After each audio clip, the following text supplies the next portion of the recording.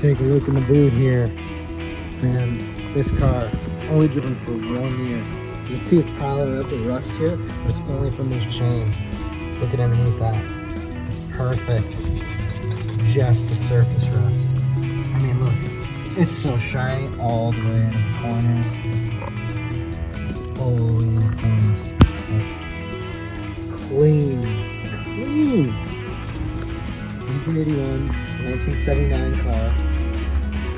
Original owner states that he bought it in 1980.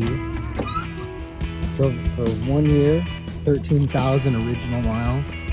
Put it away. Look at this. Seats are in fantastic shape. Look, driving maps. It's in there. Nothing there. Got a reading light. Got both sets of keys. Overdrive that was piled up on it, so I wanted to get a shot before I get too far into it of what it looked like beforehand. We're looking at the ignition. It has an ignition module, at least that's what I think it is, built into the distributor, or maybe that's just part of the vacuum advance. We cannot find an amplifier anywhere for ignition, so what I'm going to do is I ordered for $53 a set of points.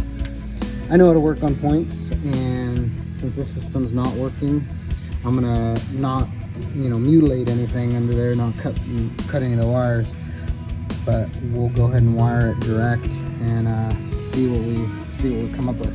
I did notice yesterday we tried to turn it over that the water pump is frozen, which it's full of like sand, which I'm not sure if that was just old antifreeze just frozen up in there or what, but there you go. Quick little look. Radio even works. Pretty well